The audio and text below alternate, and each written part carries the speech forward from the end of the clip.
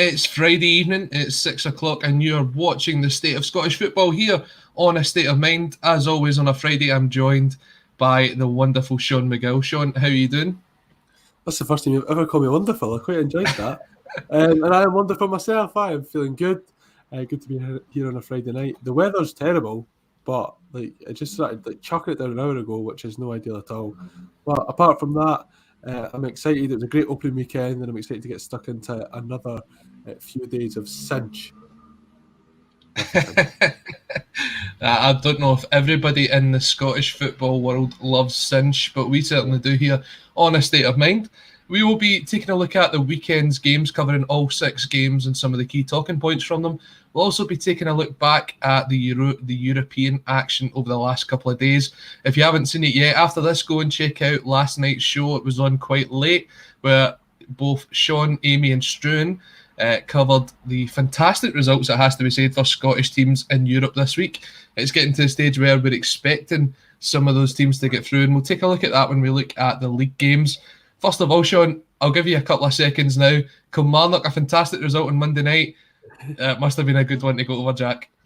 Yeah, I think I've mentioned it on pretty much every episode of the State of Scottish Football this week. We may as well keep it going then. we might as well.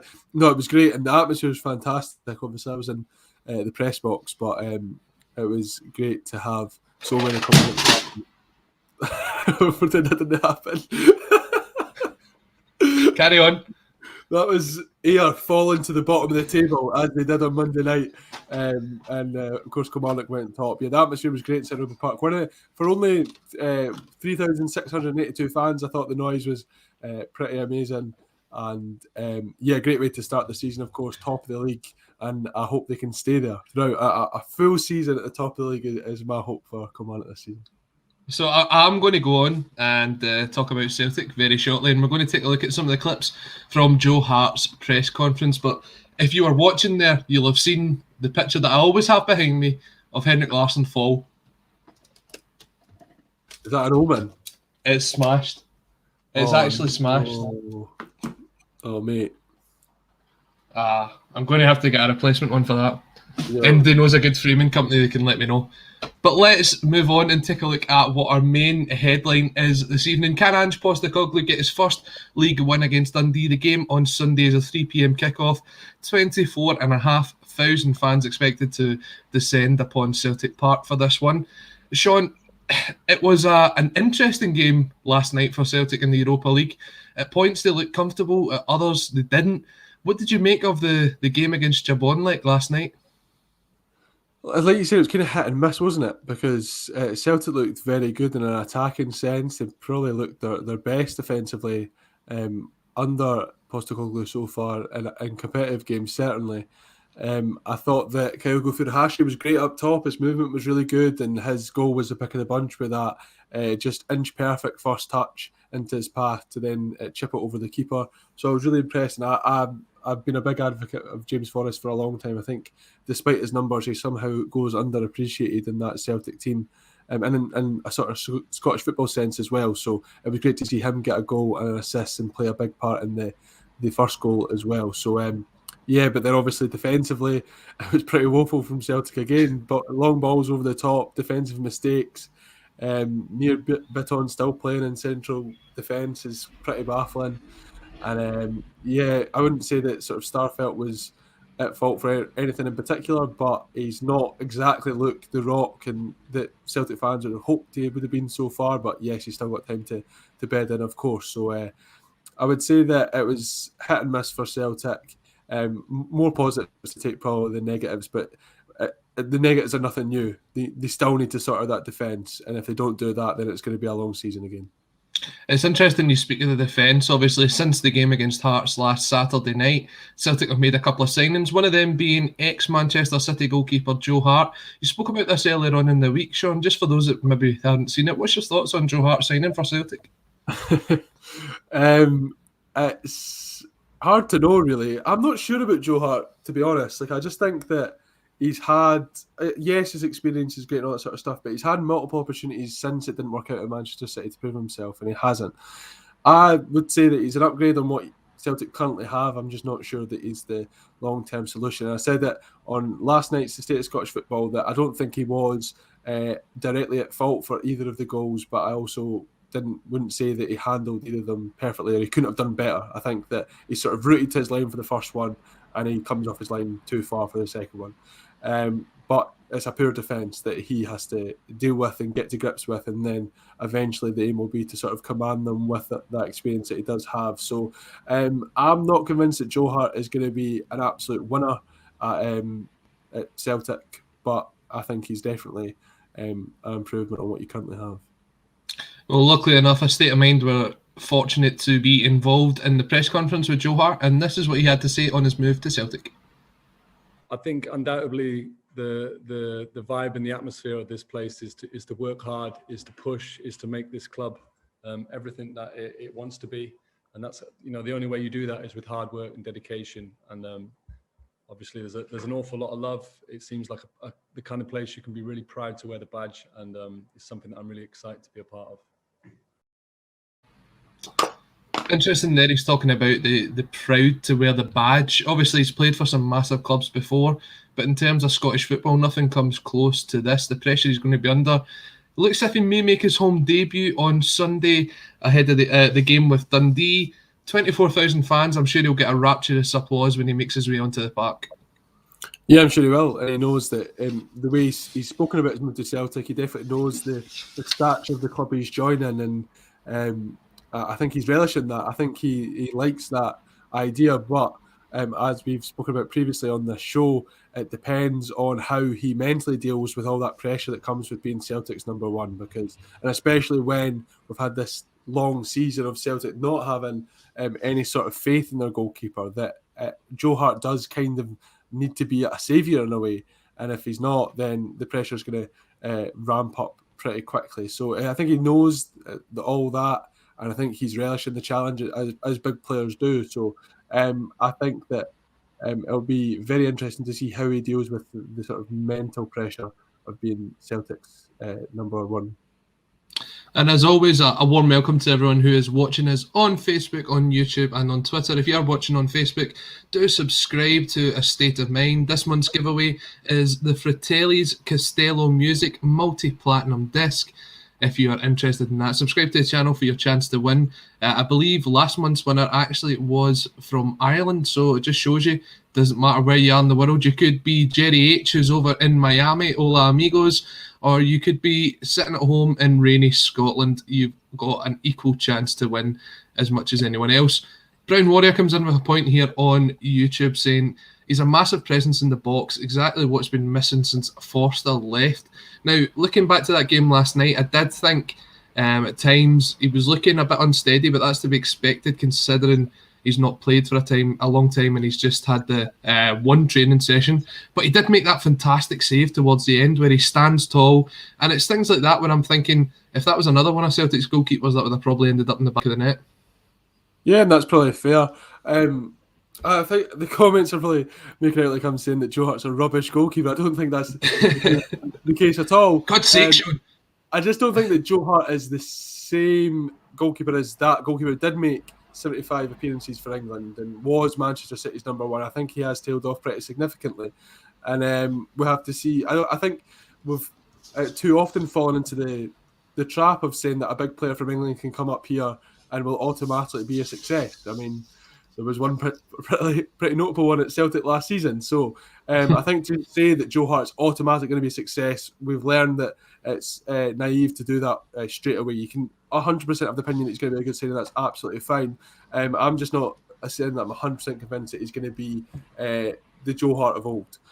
But I think that he did make a really good save at the end last night, and I think that he will continue to do that because he has had that experience as well. So I think Joe Hart is undeniably better than Barkas and Bain and the youth goalkeepers as well. So I do expect there to be an improvement in the goalkeeping department at Celtic.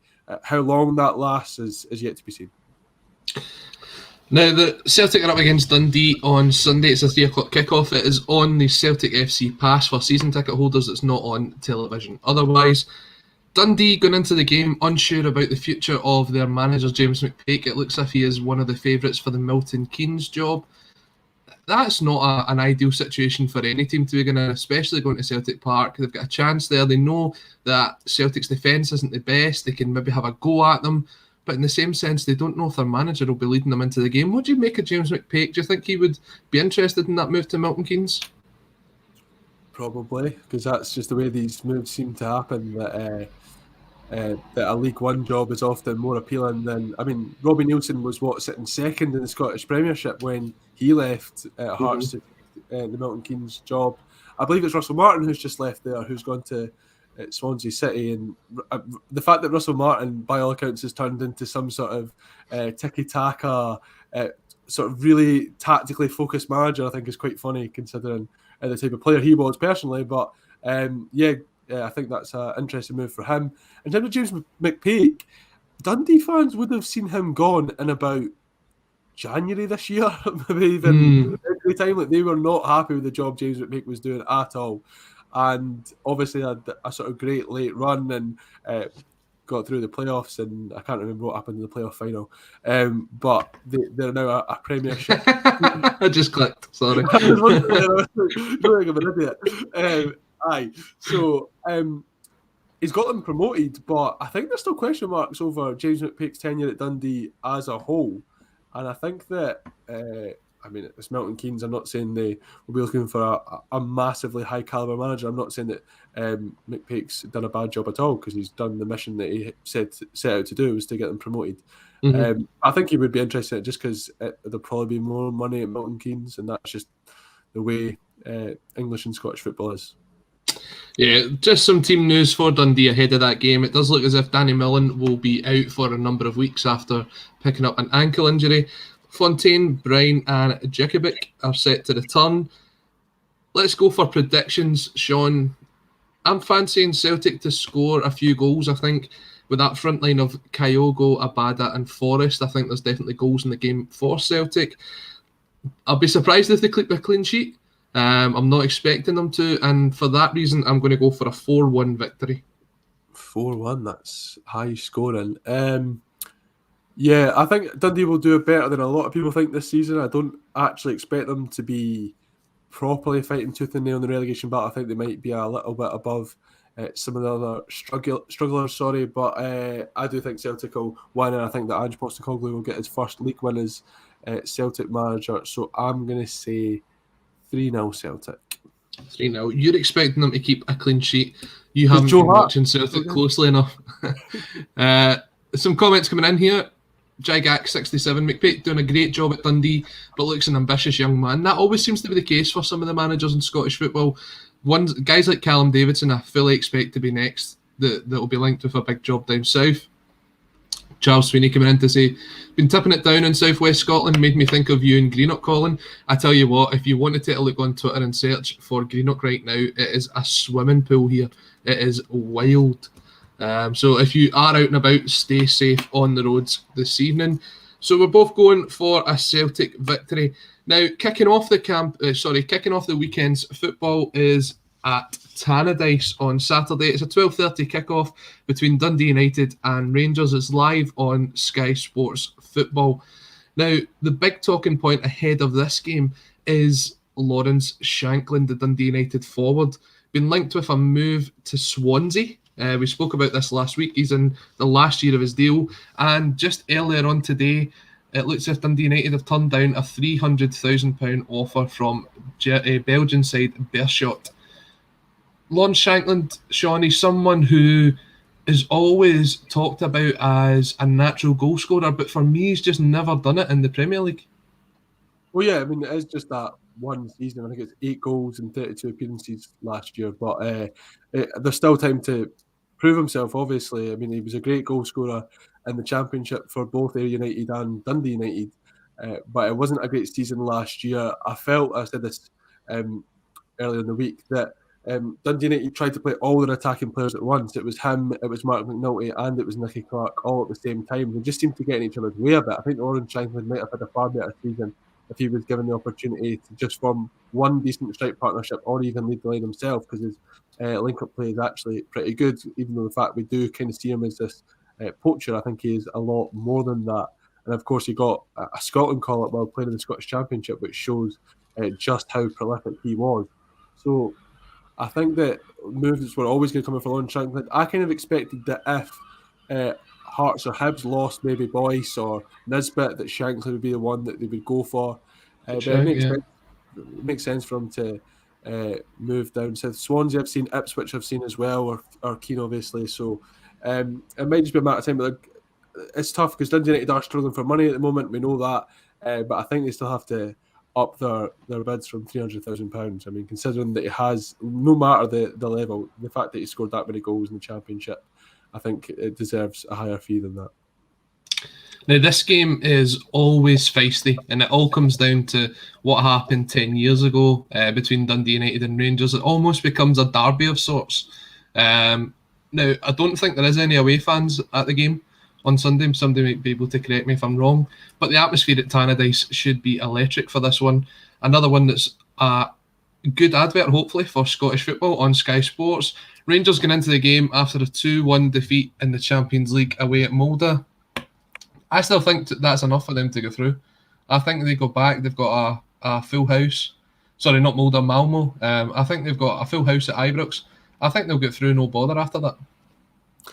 Yeah, maybe no bother's a little bit of a stretch, but I think that they played pretty well on Tuesday. They dominated the ball, and it was just kind of 2 or 3 minutes of madness that some terrible defensive mistakes that allowed Malmo to get that 2-goal lead. But I think that late goal, the 95th minute goal from Stephen Davis, is absolutely massive for Rangers because it psychologically keeps them in the tie. And like you said, a full Ibrox cheering them on. I would have Rangers as favourites for getting through, I still think. But yeah, I think it'll still be a tough game. And of course, Stephen Gerrard has asked for the fans specifically for this game, which is interesting considering his past comments. So I wonder how loud they will be on Wednesday night. Crowds don't win football games, Sean. Remember that. What you said? Now, I'm going to probably get stick for this as a Celtic fan, but honestly, that sort of 5-minute brain fart from James Tavernier is exactly what he's capable of. On his day, fantastic crosser into the box, but he's done it time and time again in the league. I think of examples at Celtic Park, at Easter Road, where he just switches off for those 5 minutes, and he's so important in that side that if he's not there, the other teams take advantage of it, and they did. And that's how they ended up going 2 goals down within the space of a minute and a half. So they do have to turn that one around. But I do think, again, as you said, in front of a packed crowd at Ibrox, they'll have enough to get through. On Saturday, I think it'll be a tough one. I think Dundee United are well set up. I know they lost 2-0 to Aberdeen, but they actually played some decent football in that game. I don't know if you've managed to see the highlights back, but Tam Coates is really one of those managers who he works non-stop and he gets the players up to a certain level to try and get the best out of them. You've got the experienced heads and guys like Charlie Mulgrew in there. I honestly think it will be a very, very tough place for teams to go this year. And for that, I think it'll be close, but I'm still predicting Rangers to sneak it 1-0. I think that Dundee United are going to struggle one of the most out of the whole division this season. I think that they haven't really made any signings outside Mulgrew and Carson. I think they're waiting on some loans that they could potentially bring in. Tam Coates made all this noise about sort of this youth revolution, and then if you looked at that starting 11 on Sunday, it was almost the exact same as we saw throughout the course of last season. I didn't think it was very inspiring at all. I thought there was plenty of talented young players on the bench. I think Logan Chalmers is a player who every time I see him looks pretty good and didn't seem to get a chance on Sunday. So I think that I'm pretty confident our Rangers win in this one. I don't want to say 3-0 again because I've already said that. So I'm going to be bold and say 4-0 to Rangers. Oh, and someone actually agreed with you, I believe, in the comments. Jerry H. It was a 4-0 away win at Tannadice. So I'd say you're copying Jerry now. So 4-0 Sean has gone with. Some team news ahead of the game. It looks as if Hadji, Kamara and Roof will be back in for Rangers, but Morelos is still isolating. I don't know if you've seen the pictures of Morelos. He was running around the airport hotel at Glasgow Airport because he's still self-isolating when he came back from Colombia. I haven't seen those pictures, no. It was quite interesting just to see him running about there. I don't know why that's the case. You'd think because he stays here, he'd be able to stay at home, but I don't know if Colombia's a red list country. This one's not for us. That's for the state of politics to discuss. Let's speak about one of the shining lights, I think, to come out of the European games, and that was St Johnstone, an incredible 1-1 draw with Galatasaray. I think everybody had written them off before the game. You guys were speaking about it last night. How important a result is that for a team like St Johnstone? I know Galatasaray went down to 10 men, but to go over there in the heat in Turkey, that's really impressive.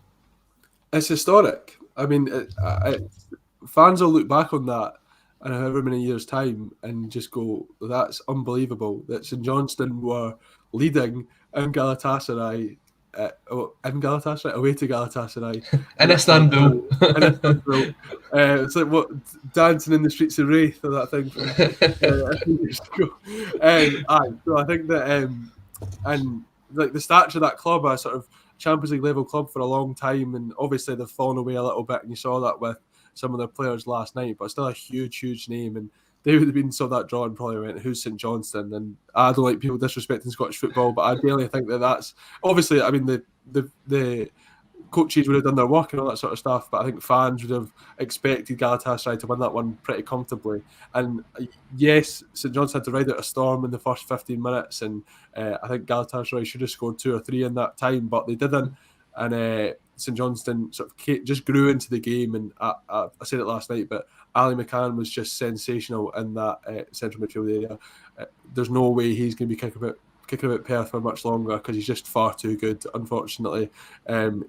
Just what a player. The way that he wasn't phased at all in that environment, his first European game, and just got properly stuck in, distributed the ball so well.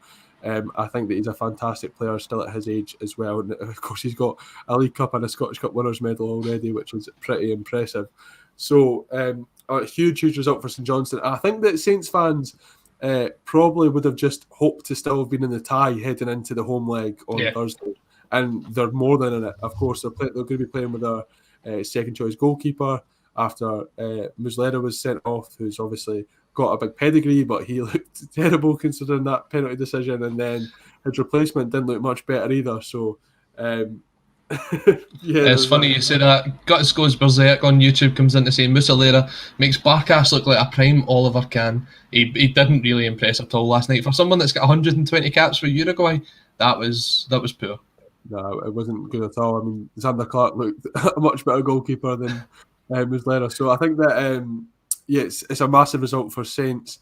And who says they can't do something at McDiarmid Park next week? It's just a win. We'll see them through. Could be, or see it out to penalties or something like that. I think it could be a great occasion. And if they knock Galatasaray out of Europe, I mean, what a story! It's already what a story. You've got to commend them so far. But I love this team, and I love the story that they've been on over the past season. I just hope they could sort of round it off with a famous win. We're going to speak about Ali McCann in a minute because he is someone that really impressed, and I think a lot of teams in Scotland and down south would be interested in picking up someone like Ali McCann.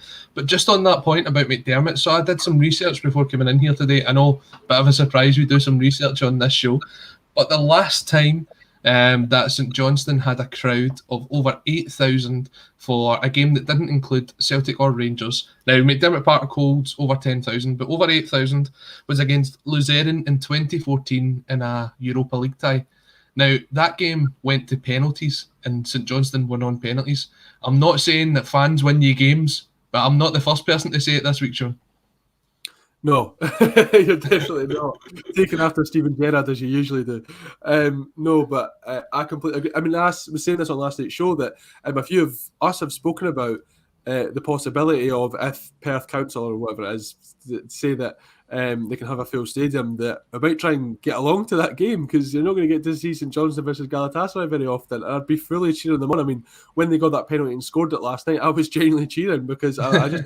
I like supporting the Scottish teams in Europe, and of course St Johnstone more than any, just because of the story that would have and the massive result that it would be. So I think that 100% that crowd can make a difference.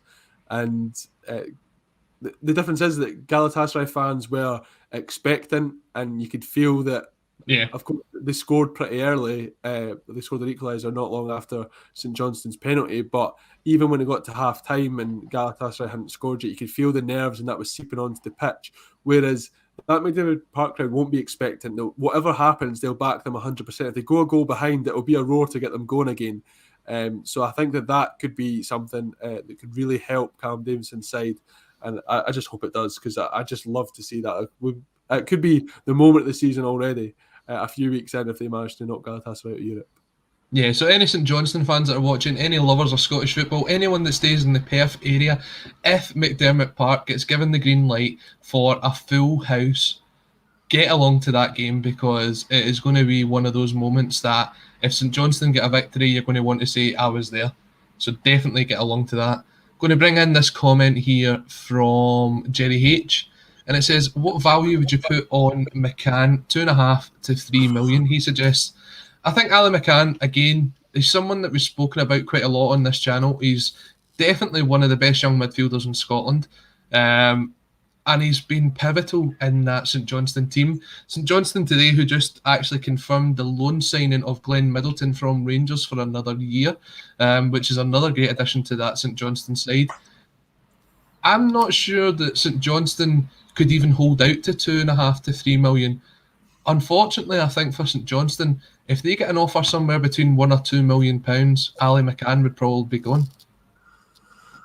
I'd like to think 2 million at least. I mean, he's 21 years old. He's put in so many assured performances for his age. And it's not as though he's one of those players who had been on the scene for a long time. Like, last season was really his breakout season. And I think that it's not like he started playing regular first team football when he was 17, 18. Josh Doig's younger, but if he's going for £4 million, would you say that Ali McCann should be somewhere near that? I don't disagree with you, right? I'll just put the point across that. I'll put the point across that Hibs probably have a greater revenue. You take a look at the amount of season tickets that are sold at Hibs compared to what's sold at St Johnstone, and you suggest that maybe £2 million is maybe twice. Maybe that's been harsh, about their turnover for the year. So if he was at a Hibs, if he was at an Aberdeen, I would fully expect him to hold out for £4 or £5 million. But I just think St Johnstone, a club like that, if they get offered somewhere between £1.5 to £2 million, I think he would go. Yeah, and it's a fair point. I'd like to say that I agree with that comment there, actually, from Jonathan Brown, that I rate Ali McCann higher than Lewis Ferguson. I'd 100% agree with that, actually. But I think that, I completely take that point. I'll say at least £2 million. That's my hope. Because I do think he's worth more than that, actually, and I think he'll go on to be worth more than that.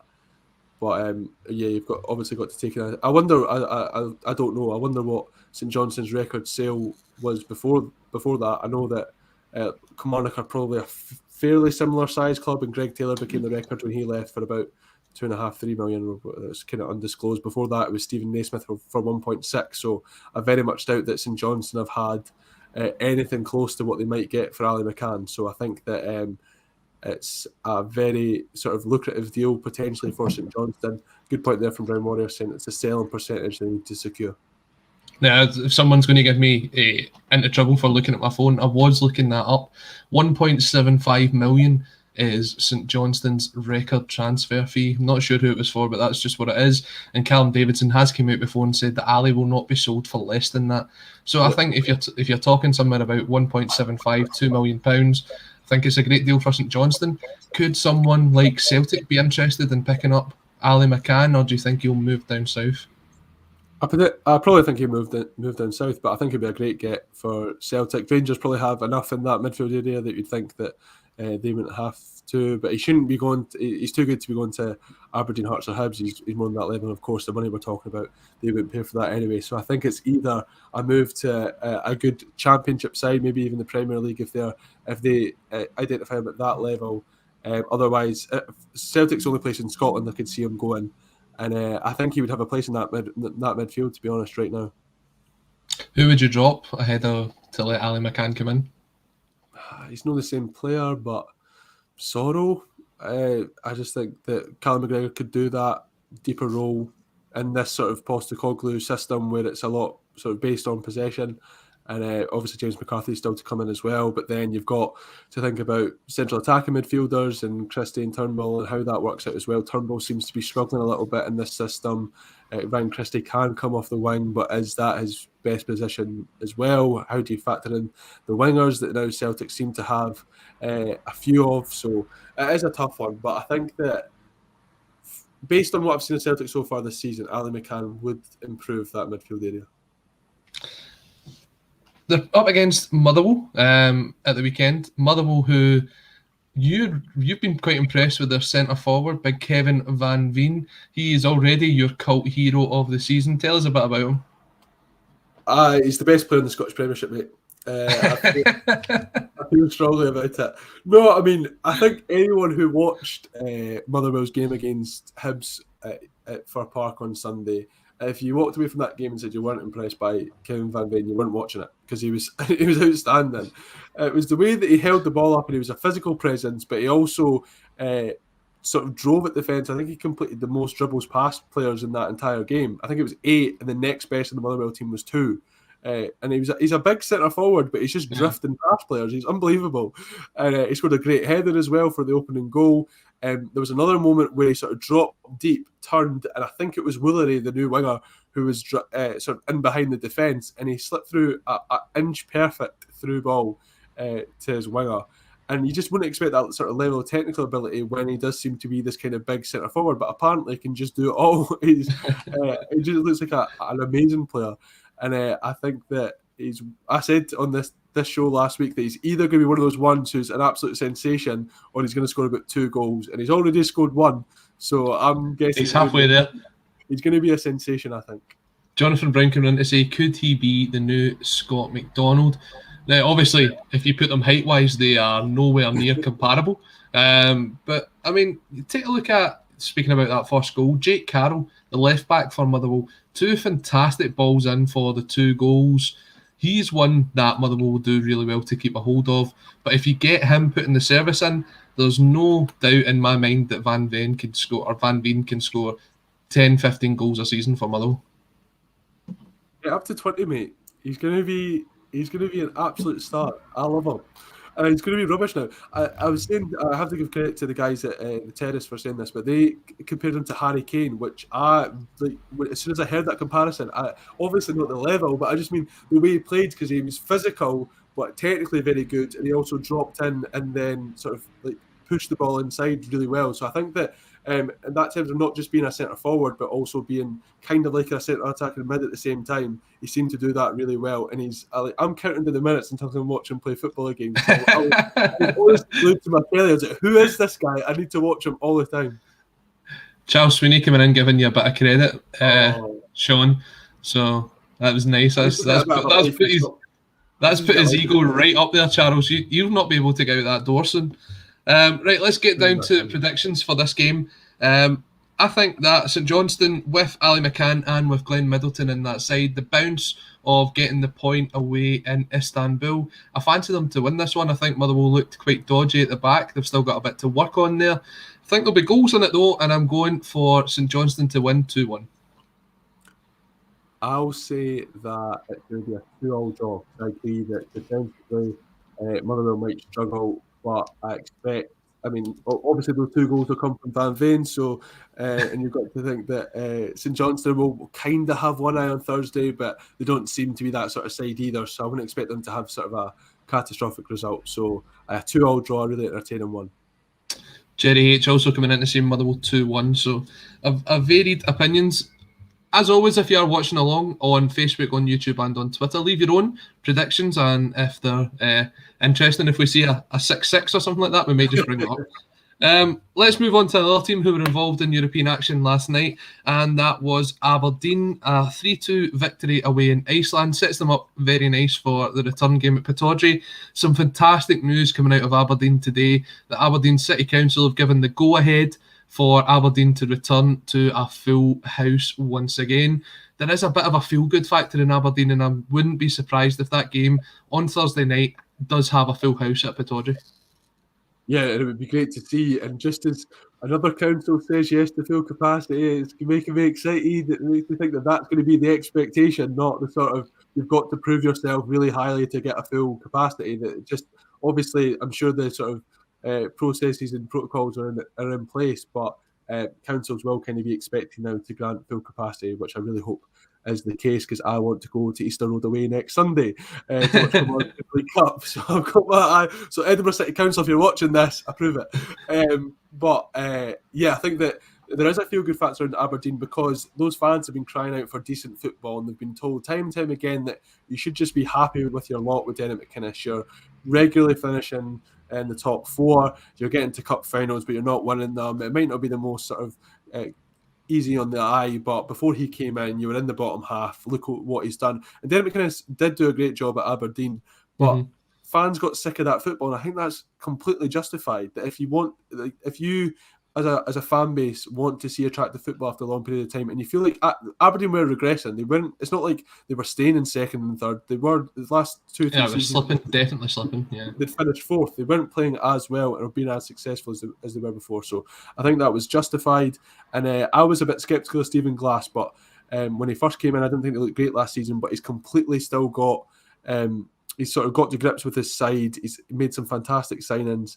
And I think that I would definitely see that a full Pittodrie. It's been a while, but when you want to go to support your new manager, you've got the opportunity to get back to obviously full football is very exciting as well. And I would expect Aberdeen to get through this tie regardless, but of course go cheer them on and make sure that they get over the line. Jonathan Brown coming in asking a really interesting question here. Ramirez or Kyogo, end of the season, who will be a better signing? Ramirez, it's got to be said, has really hit the ground running for the Dons. Yeah, I would, to answer that question, I would go with Ramirez just because Furuhashi, there's more chance of Furuhashi kind of getting lost at the shuffle at Celtic, considering there is obviously a bigger squad with lots of talented players, and it depends what happens with Odsonne Edouard and then the money that comes in for him as well, how that's spent with any potential replacement. So I would say, and Aberdeen have been crying out for a striker for so long. I said this last night that it was back to Adam Rooney when they had a consistent, prolific striker, and they've tried so many options since. I mean, James Wilson was meant to be a great signing from Manchester United. He didn't work at all. I mean, last season they just signed everyone on loan. Florian Kamberi, Callum Hendry, who's the other one as well? Fraser Hornby they tried as well, and just none of them paid off. So I think that Ramirez now looks to have hit the ground running, like you said, and looks to be a really big upgrade on any of these strikers that they've had before. So if he can be the answer to a problem that's been crying out for a solution for so long, then you're going to say he's a better signing than a player who just adds talent to an already talented squad. I've got to say, I think the addition of J. Emmanuel Thomas as well, I think he partners up with Ramirez very, very well. If you look at the goal the other night, there's a lot of involvement from Jet up front as well.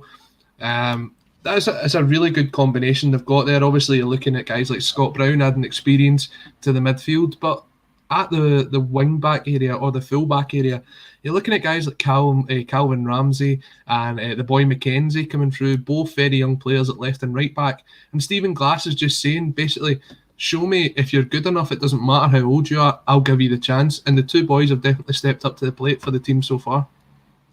Yeah, and I really liked Calvin Ramsey at the tail end of last season when Stephen Glass did come in. Obviously, McKenzie's a little bit newer to the side, but the fact they've gone with two teenagers at fullback, I think, is massively impressive. Needs credit from Stephen Glass, but they deserve it. They're not sort of letting them down so far at all. I know Calvin Ramsey was taken off last night, but he's played quite a lot of football in the last few weeks, and I think that they switched to a back four last night. Sorry, back five. They switched to back five, and Jack Gurr came on to do that wing back role. So I think Ramsey's a massively exciting prospect. I've tipped him to be the sort of breakout star of the Premiership season, and I really like what Aberdeen are doing at the moment. It's weird because Aberdeen obviously had that period where they were fighting with Kilmarnock for sort of best of the rest, and our record against Aberdeen's absolutely terrible. It's back. You have to go back to 2010 for the last time that Killie beat Aberdeen at Rugby Park, which is a shot.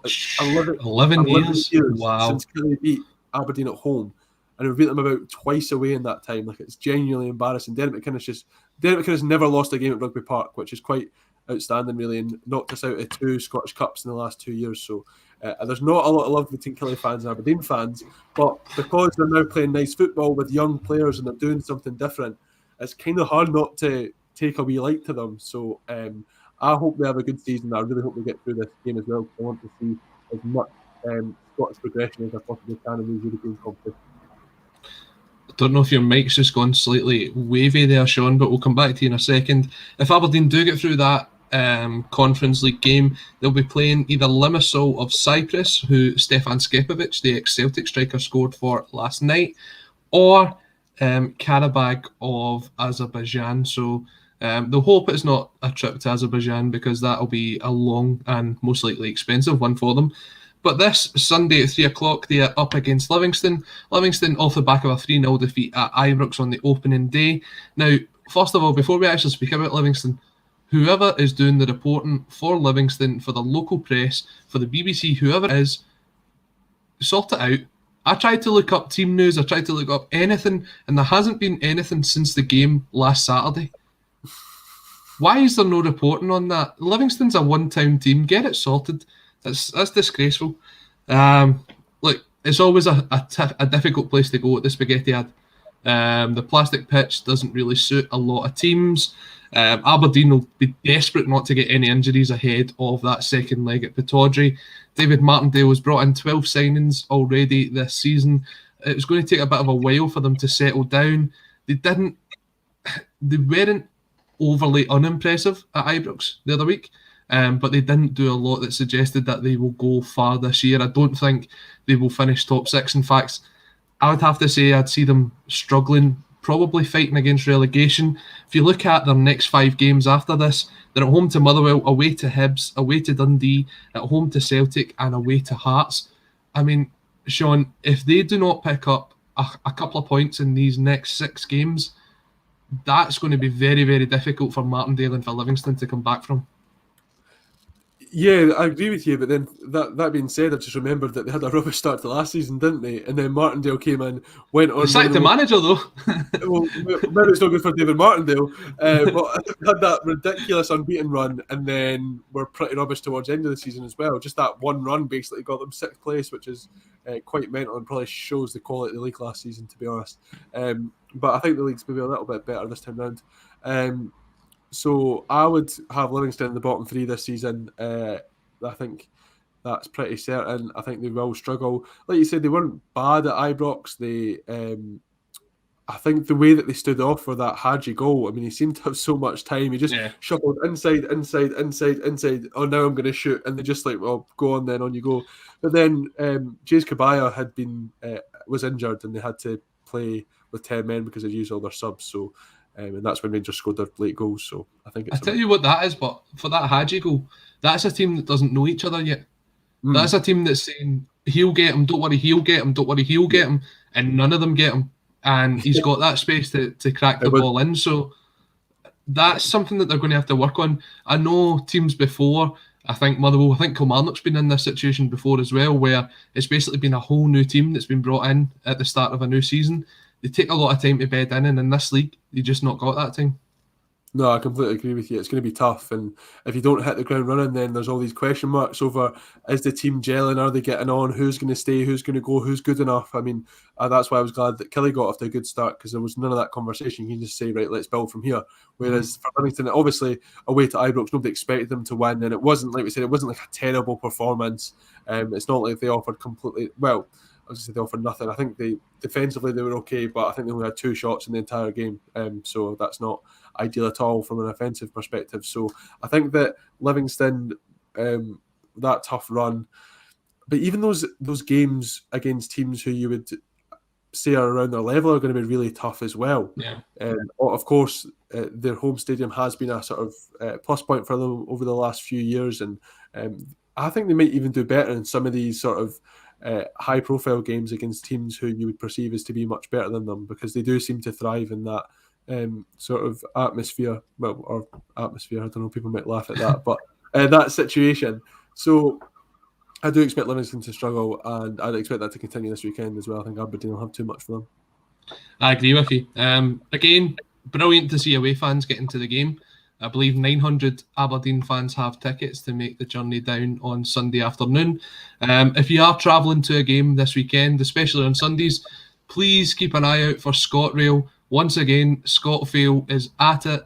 The trains, most of the services are meant to be off across Scotland, so if you are planning your journey, keep that in mind. It looks as if 900 fans at the Spaghetti Ad, potentially more depending on what West Lothian Council say to Livingston today. I believe the decision was to be made, not seen the answer yet, but that's great to see. I'm going to go that Aberdeen will have too much for Livingston, and I'm going for a 2-0 victory. Don't think going the same as yet, so Get in there first. I'll say 1-0 Dons. 1-0 to Aberdeen. We have got 2 games left to cover in the week 2. We have already answered the question. Both Sean and I do believe that Ange Postecoglou will get his first league win against Dundee. We heard what Joe Hart had to say. Over the forthcoming weeks, we will have more input from the press conferences of Hibs, Livingston and Celtic, amongst others. And hopefully, as the season progresses, we'll hear from some of the coaches and the players ahead of the big games. Another big game that is Sunday, because Sunday has 3 p.m. kickoffs. That is fantastic, by the way. Prefer it as a Saturday 3 o'clock. None of them on the telly, though. None of them's on the telly, but it's good for fans to get back in. It's good. I mean, you prefer it as a 3 o'clock on a Saturday, but Sunday 3 o'clock kickoffs tell you that Scottish clubs are still doing well in Europe. That's what it tells you. So, Hibs versus Ross County at Easter Road. Now, the big question ahead of this game is the future of Josh Doig. He was left out of the first league game of the season against Motherwell, but came back into the squad and was on the bench last night. I think the overall thought is that Josh Doig will leave, but the asking price that Hibs are holding out for might mean that he stays a bit longer until one of the teams say, right, okay, we'll bite the bullet and we'll take him. I could maybe see him playing this game on Sunday, actually, because if anything develops with his move, you'd expect Lewis Stevenson, obviously, to come in, and that's perhaps a bit demanding on a player of his age to play Sunday, Thursday. So perhaps they think that this could be a good opportunity to bring Josh Doig in and kind of give Lewis Stevenson that little bit of a break. I wouldn't expect Doig to play in that massive game away to Rijeka next week. I think that it will be Stevenson who's given that, just because his future at the club is a lot more certain than Doig. So maybe this is the time to give Doig some minutes, and I think that he seems like a great professional, Josh Doig. I wouldn't expect it to be anything less than a strong performance from him and against Ross County, who have tipped to finish bottom of the Premiership this season. I think that a good time to have a more attacking fullback in there, because I think that Josh Doig's delivery and energy on that side does bring a more cutting edge to this Hibs team compared to Stevenson. I just want to bring this point up from Joseph Agnew. So ScotRail workers are working to save their jobs and we should back them. Divide and conquer, not conquer. Shocking. No jobs, no fans at games. I wasn't having a go at the workers. I fully support what they're going through. If you are thinking that you're working in a very difficult position and you're not being paid as much as what you should be, then I'm all for it. But what I'm saying is the company itself wants to have a good look at itself, because it's let down fans all over Scotland time and time again. Good luck to the workers, and I hope they get what they deserve. So I just want to clear that up. Let's speak about Ross County. Malcolm Mackay, after the opening game of the season, said he wanted in 3 signings this week. And lo and behold, he gets 3 signings. Roy McGregor must be the best chairman to work for. You ask for it and you get it. 3 loan signings coming in. Jack Burrows on loan from Coventry, a midfielder and a Scotland under-21 international. Harry Clark on loan from Arsenal, who is a centre-back. And also Ashley Maynard-Brewer, who's on loan from Charlton. And you may have seen him as the backup goalkeeper for Australia at the Olympics this year. Malcolm Mackay, although it's a very controversial appointment, he does seem to be trying to put together a very interesting team at Ross County, and they could be one of the ones that surprises quite a lot of people. Maybe. I think they conceded the most goals in the Premiership last season. I don't see that defence having improved massively. Talented centre-back from Arsenal. I feel like those moves often go wrong. I mean, I've seen Zech Medley came to come on it last season, and if he's an Arsenal centre-back, then fair play. it wasn't ideal at all. So I think that, I mean, as a young player playing his first league football, but it didn't work out there at all for him at Kilmarnock. So I don't know how much they've improved defensively, and I also feel like they've potentially lost goals with Billy Mackay leaving. Ian Viger's provided a lot of those in that midfield area. Ross Draper was always a threat from set pieces, even if he didn't get that many goals. And I think that I just don't see massive improvements in this county team. Whereas Hamilton are gone, who were the worst team in the division last season, and Kelly are gone as well, who were pretty awful for most of the season as well. So I'd be worried about Ross County personally. Malky Mackay has a tough job in his hands, I think, to not only make Ross County a success on the pitch, but to win round Staggies fans and Scottish football in general. And he hasn't done that with me so far. So maybe they'll surprise us, but I expect them to struggle and I expect them to lose on Sunday. Well, I do also expect them to lose on Sunday. I'm actually going to put it in here before you try and steal it. I'm going to go with 2-0 for Hibs. But Hibs, on the other hand, they do have to look at the squad management ahead of this game. Only a 1-1 draw with Rijeka, which means they have to go over to Croatia. Although there's no away goals, they still have to go over there and get a result if they want to go through. They have the potential to go into the playoff round in a game against Bohemians or PAOK. Bohemians taking a 2-1 victory in their first leg at... it was at the Irish National Stadium, and it was fantastic to see that many fans there because they went through a lot. So Hibs, ahead of the game on Sunday, I think, as you say, Doig will come in. I still expect them to have enough for Ross County. I'm going for 2-0. 3-1 Hibs. 3-1. Let us know what your predictions are. We've got one game left to cover in this Friday episode of the State of Scottish Football. If you are watching, give us a like on the video below, leave some comments. That stuff really helps us with the YouTube algorithm and helps us to grow the audience, which has been fantastic over the first 2 weeks of the State of Scottish Football, it has to be said. So thank you very much for tuning in. We have some fantastic contributors, some fantastic hosts, and some fantastic viewers as well. One game left to cover, and it is the game taking place in Paisley. It is the only 3 o'clock kickoff on Saturday. That's a sad thing to say, but that's what it is. St Mirren versus Hearts. St Mirren drew 2 each with Dundee in the opening day. They struggled when Dundee went down to 10 men. Eamon Brophy, who we were speaking about on the show last week, I actually texted you saying, oh no, Eamon Brophy scored. It must be our curse. But they still lack that bit of firepower up front. Jim Goodwin saying that the squad is too big and he expects some players to go. That's not to be unexpected considering some of the bids that's going about. And also talk of James Scott, the ex-Motherwell striker, coming in on loan. St Mirren, I think, again, are one of those teams, Sean, that will be sitting round about the bottom half and could be fighting relegation this year. I disagree. I think I know you did. That's why I said it. There's enough in that St Mirren team for me to have a pretty successful season, and of course they just missed out on 6th place by a whisker last season. I think I've admitted this on Tuesday's show with Struan when we were talking about how the opening weekend has sort of altered our expectations. I feel like I maybe underestimated Hearts a little bit. But I don't think they were actually great against Celtic. I think Celtic made it pretty easy for them with those goals that they conceded. So I think that the top 5 will be the same top 5 as last season. And I think St Mirren are in with a pretty decent shout grabbing that last spot in the top 6 because I think there's quality in that team. I think Jim Goodwin's a good manager. And I think the fact that Eamon Brophy did score, and by the looks of that game, he was forming a pretty decent partnership with Curtis Main, which are two kind of like oddballs, I guess, of Scottish football. They kind of been SPL rejects. I guess they've could have been chucked about or like cast aside or made fun of or whatever. But if those two can form a decent partnership, which I can kind of see in a way, Eamon Brophy was always better at Kilmarnock when he had a strike partner. So, and Main obviously does a lot of that physical work. So I could see that being a success for St Mirren this season. And then you've got good players throughout that team. Yes, it maybe depends on whether they can keep those players. I think they do have a lot of striking options. And like Goodwin was saying, it seems like some of them are perhaps surplus to requirements. I think Lee Irwin's being linked to a loan move to Kilmarnock, which is an interesting one. But would you take him? He was at Kilmarnock before under Steve Clarke.